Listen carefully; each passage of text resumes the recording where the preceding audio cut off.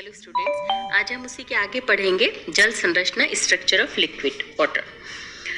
द्रव जल की संरचना का जो अध्ययन था सबसे पहले मॉर्गन और वॉरेन ने किया था और इन्होंने एक्स किरणों का विवर्तन, एक्सरे डिफ्रैक्शन द्वारा इसको स्टडी किया था और अपने स्टडी के आधार पर उन्होंने बताया कि जल के अणुओं के मध्य वैद्युत आकर्षण बल पाए जाते हैं जो कि डाइपोल डाइपोल इंट्रैक्शन के कारण से उत्पन्न होते हैं।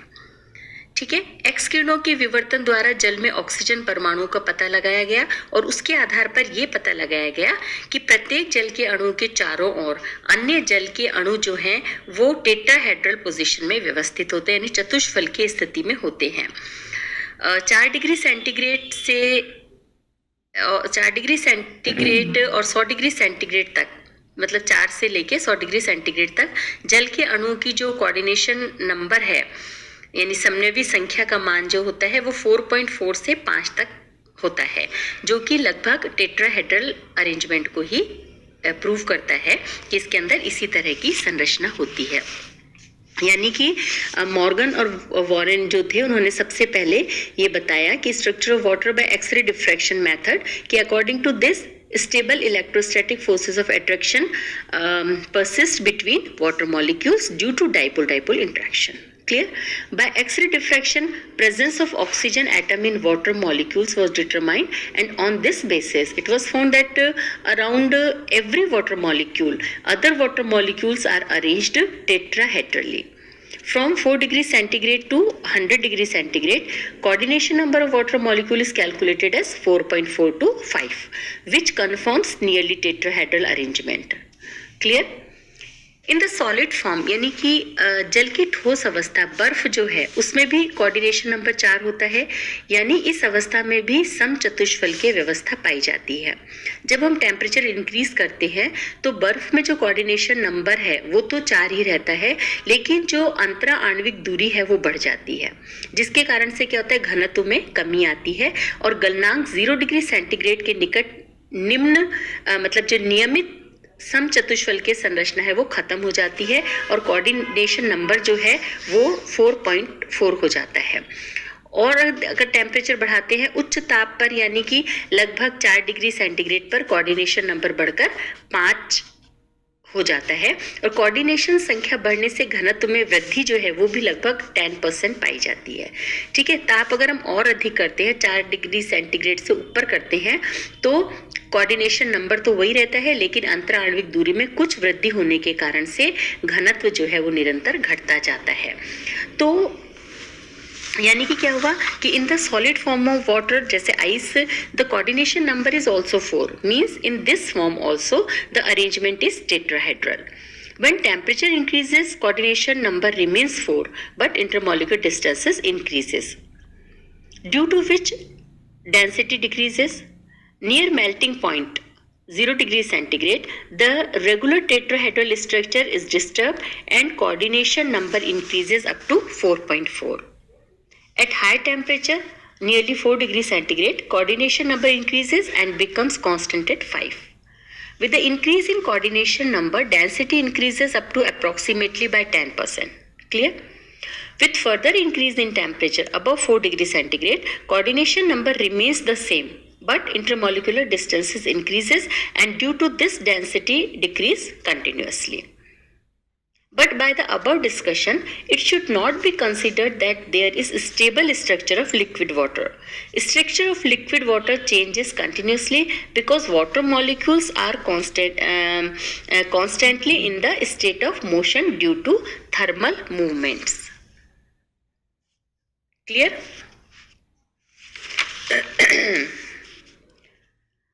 मतलब ऊपर ये जो डिस्कशन है इससे ये नहीं अर्थ लगाना चाहिए कि द्रव जल की कोई स्थिर स्टैटिक संरचना होती है। द्रव जल की संरचना हर क्षण बदलती रहती है क्योंकि जल के अणु जो है तापीय गति के कारण आंदोलित रहते हैं। क्लियर? नार्टन और लेवी जो साइंटिस्ट थे उन्होंने क्या किया, न्यूट्रॉन विवर्तन तथा इलेक्ट्रॉन विवर्तन का उपयोग करके जल की संरचना ज्ञात की और उन्होंने इस बात की पुष्टि की कि जल के अणुओं के बीच कोणीय संबंध, एंगुलर कोरिलेशन पाया जाता है, जो कि अणुओं में उपस्थित हाइड्रोजन बॉन्ड की प्रकृति के अनुरूप होता है। अब इसमें देखिए हाइड्रोजन बॉन्ड के कारण से जल के अणुओं में जो है एसोसिएशन होता है। अब जल के संगुणन की वैज्ञानिकों ने कई प्रकार से व्याख्या की, किंतु इसमें से जो है वो क्लस्टर मॉडल जो है वो सबसे अधिक माना जाता है। इसके अकॉर्डिंगली क्या है कि जल के समस्त गुणों को हम समझा सकते हैं और इनके अकॉर्डिंगली द्रव जल, जल के एकाकी अणुओं एवं अणुओं के झुंड का एक मिश्रण होता है।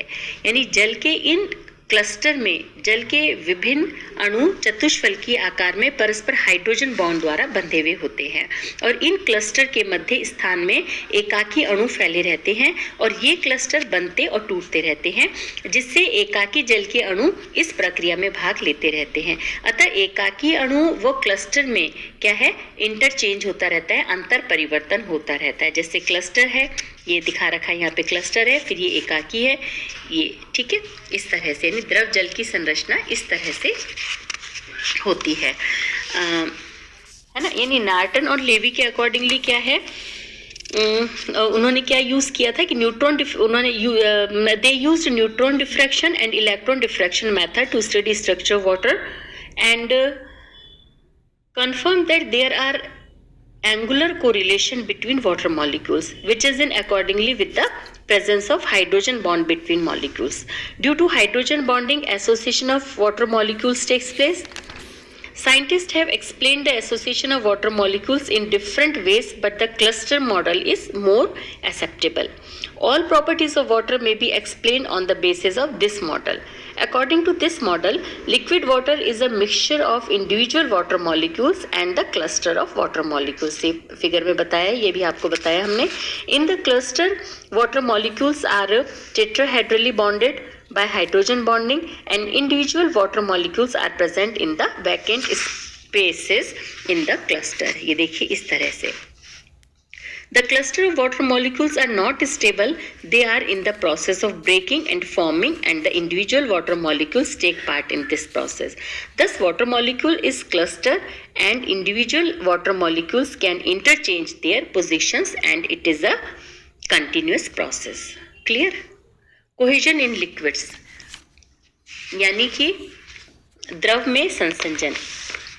ये क्या होता है कि हम जानते हैं कि द्रवों के अणुओं में क्रिस्टलीय ठोस पदार्थ की भांति इतना प्रबल आकर्षण बल नहीं होता कि वो मजबूती से स्ट्रांगली बॉन्डेड रहें और उनमें द्रव के स्थानांतरण गति ही ना हो. लेकिन गैस के अणु की तरह द्रव के अणु इतने स्वतंत्र भी नहीं होते कि उनके मध्य आकर्षण बल को हम नगण्य मान ले. अतः द्रवों के अणुओं के मध्य इतना आकर्षण बल होता है कि वे कुछ अपवादों को छोड़कर परस्पर द्रव की सतह के भीतर ही बंधे रहते हैं. द्रव के अणुओं के मध्य के इन आकर्षण बल को, ये जो बल होता है, उनको हम क्या कहते हैं, कोहेजन ऑफ लिक्विड्स यानी द्रवों में संसंजन कहते हैं और इस बल को हम संसंजक बल कहते हैं. तो ये है कि द्रव में संसंजन यानी कोहेजन इन लिक्विड्स क्या है कि we know that liquid molecules are neither strongly held like that of solid nor are free like that of gases. But still, there are some forces of attraction between liquid molecules which keep them within its surface, except some molecules which undergo vaporization. The force of attraction between liquid molecules is called force of cohesion, and the process is called cohesion of liquids. Cohesion force may be calculated by thermodynamic consideration. Clear? अब हम next topic लेते हैं liquid crystals यानी कि द्रव crystal क्या होते हैं. देखो मीजोमॉर्फिक स्टेट, सबसे पहले इसको हम समझ के लेते हैं. मीजोमॉर्फिक स्टेट यानी मीजोमॉर्फिक अवस्था क्या होती है कि कुछ ठोस को जब हम गर्म करते हैं तो पहले वो क्या होंगे, एक निश्चित फिक्स टेम्परेचर पर पिघल कर आविल द्रव यानी कि अपारदर्शीय द्रव यानी टर्बिड लिक्विड के अंदर कन्वर्ट होते हैं. अब जब इन टर्बिड लिक्विड को और अधिक गर्म किया जाता है तो एक निश्चित टेम्परेचर पर ही भी वो स्वच्छ और पारदर्शी यानी क्लियर लिक्विड में परिवर्तित होते हैं. अब इस द्रव को अगर हम ठंडा करने पर क्या होगा, रिवर्स प्रोसेस चलेगा और उसी ताप पर जो स्वच्छ द्रव है वो आविल द्रव यानी टर्बिड लिक्विड में कन्वर्ट होगा और अधिक हम उसे ठंडा करेंगे तो ये जो आविल द्रव है उसी टेम्परेचर पर उसका क्रिस्टलन हो जाता है. तो आविल द्रव के गुणधर्म और आविल द्रव के गुणधर्म जो है वो क्रिस्टलीय ठोस के समान होते हैं। जैसे आविल द्रव क्रिस्टलीय ठोस के समान जो है एन आइसोट्रॉपिक यानी विषम दैशिक होते हैं, यानी दिशा परिवर्तन से उनके भौतिक गुण भी परिवर्तित हो जाते हैं। क्रिस्टलीय ठोसों के साथ आविल द्रवों की इस समानता के कारण ही इन्हें हम क्या कहते हैं, लिक्विड क्रिस्टल कहते हैं। समझ में आया कि लिक्विड क्रिस्टल क्या होते हैं? कि उसके लिए हमने सबसे पहले कि मीसोमॉर्फिक स्टेट क्या है, कि when some solids are heated they melt at a definite temperature and transform into a turbid liquid. When this turbid liquid is heated at high temperature, it is converted into clear transparent liquid. Clear? When this liquid is cooled, जब हम इसे ठंडा करेंगे तो reverse process starts and at the same temperature clear liquid is converted to turbid liquids, and on further cooling crystallization of the turbid liquid starts. At the same temperature properties of the turbid liquid are like that of crystalline solid. ठीक है, ये जो turbid liquid जो हैं उनकी जो properties है crystalline solids की तरह की। For example turbid liquid is anisotropic like crystalline solids. Their physical properties change with change in the direction. Due to this similarity of turbid liquids with the crystalline solid, these are known as liquid crystals. तो ये जो turbid liquid है, जो हमें turbid liquid मिला है, that is liquid crystal. Clear? अब आविल जो टर्बिड लिक्विड्स जो है, आविल द्रवों को द्रव क्रिस्टल कहना अधिक उपयुक्त नहीं है, क्योंकि उनके अधिकांश गुण जो है वो क्रिस्टलीय ठोस से नहीं मिलते हैं, बल्कि द्रवों से अधिक समानता शो करते हैं। इसलिए इन द्रवों को ठोस और द्रव की माध्यमिक अवस्था यानी इंटरमीडिएट स्टेट भी माना जाता है, जिसे हम क्या कहते हैं, मीसोमॉर्फिक अवस्था कहते हैं। तो वो निश्चित ताप जिस पर ठोस आविल द्रव टर्बिड लिक्विड्स में परिवर्तित होता है, यानी ठोस जो है वो टर्बिड लिक्विड में परिवर्तित होता है, उससे हम ट्रांजिशन टेम्परेचर कहते हैं। और वो टेम्परेचर जिस पर आविल जो है वो क्लियर लिक्विड में परिवर्तित होता है, उसे हम मेल्टिंग पॉइंट कहते हैं, है ना। यानी ये हो गया आपका कि most of the properties of turbid state of liquid are more similar to liquid state rather than solid state. Hence, these liquids can be considered as intermediate state of solid and liquid, which is known as mesomorphic state. The definite temperature at which solid is converted to turbid liquid is known as transition temperature, and that definite temperature at which turbid liquid is converted to clear liquid is known as melting point. यानी इससे देखो कि क्या है कि जो solid state है वो क्या होगा, टर्बिड लिक्विड में कन्वर्ट होगा, यानी लिक्विड क्रिस्टल में। तो ये जो जिस टेम्परेचर पे होगा वो ट्रांजिशन टेम्परेचर कहलाएगा। और ये टर्बिड लिक्विड जो बना है ये मीसोमॉर्फिक स्टेट है। और जो सॉलिड स्टेट जो है, जो क्लियर लिक्विड बना रही है, वो क्या होगा, आपका मेल्टिंग पॉइंट होगा। ठीक है।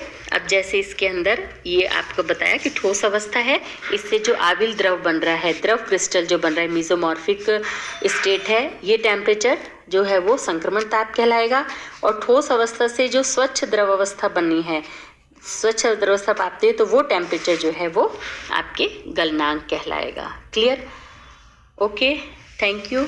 अब जो आपके है द्रव क्रिस्टल के जो एग्जाम्पल हैं और ठोस द्रव क्रिस्टल और द्रव अवस्था में क्या अंतर है, ये हम नेक्स्ट लेक्चर में लिखेंगे।